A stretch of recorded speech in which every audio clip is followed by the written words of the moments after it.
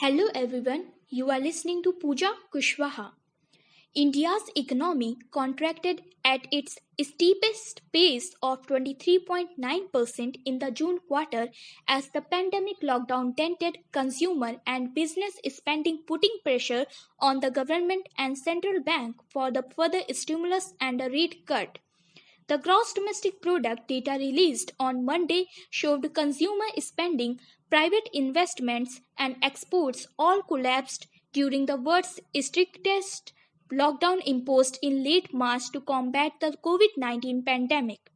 A Reuters pool of economists had forecast that gross domestic product in world fifth largest economy will contract by 18.3% in the June quarter compared with 3.1% growth in the previous quarter, the worst performance in at least 8 years. The wide discrepancy between the double-digit growth of the government's final consumption expenditure and the contraction in public administration, defense and other services on the production side is rather incongruous.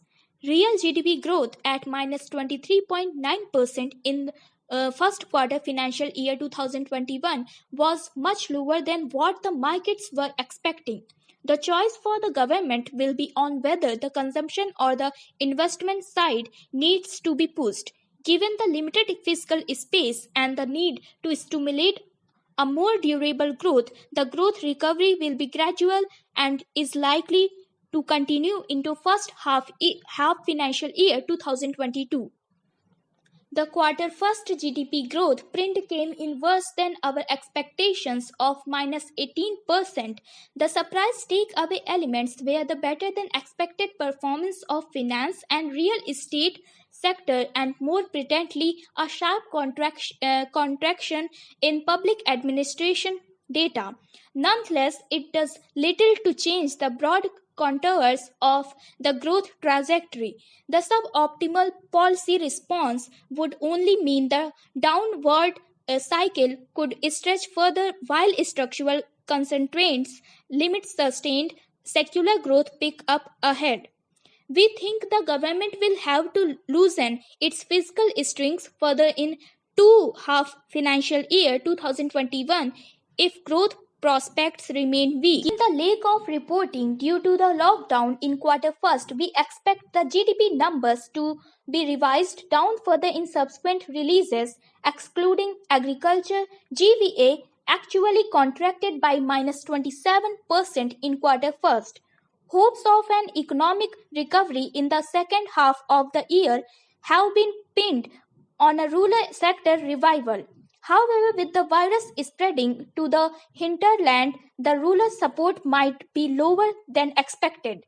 In terms of growth prints, quarter first is likely to be the worst print and it will be a very slow grind up from this bottom going forward. We continue to expect a minus 7.5% growth print for the year with a downward bias to our forecast. The sharp fall in the first quarter GDP is on expected lines given that around 70 to 80% of economy was on standstill in the first 2 months of this quarter. As expected, private final consumption, expenditure and investments have contracted sharply in this quarter, while the positive agriculture growth has been the silver lining. With the economy unlocking in the last few months, most economic parameters have improved to 70 to 90% level of the corresponding period of last year. However, a sustainable recovery would depend on the time taken to contain the spread of virus. Increased infrastructure investment by the government and demand boosting measures are much required for the economy to recover. This kind of a decline was expected as there was a lockdown for roughly half of the quarter. Monday's infrastructure data showed that decline was less than 10%, and with the exception of cement and steel, all other sectors have done reasonably well. The Reserve Bank of India won't lose too much sleep on this number as it was expected. the RBI still has its focus on growth. This slightly improves chances of a rate cut in October, unless the inflation comes below 5% in the next reading. The RBI still might postpone the rate cut to December. Contraction of real GDP at 23.9% appears to be underestimated. Contraction of real GDP at 23.9% appears to be underestimated as data collection efforts were hit by the pandemic. The NSO had to use substitutes and proxies to estimate the losses of informal sector. So there is a very high probability that this data will undergo several revisions in the future, but broader trends are clearly visible. Unless the central and state governments focus on restarting the economic machine completely, the real process of repair and reconstruction will not gain momentum. Unless this is given the topmost priority, India will get trapped with the unsustainable debt burden. After a record contraction in quarter first, we expect the following quarters to normalize, registering a much slower fall. The high frequency data since June has been suggesting a significant pickup in activity. Nonetheless, the weakness in demand is expected to weigh across all sectors, and some policy support will be necessary to cushion for any further deterioration.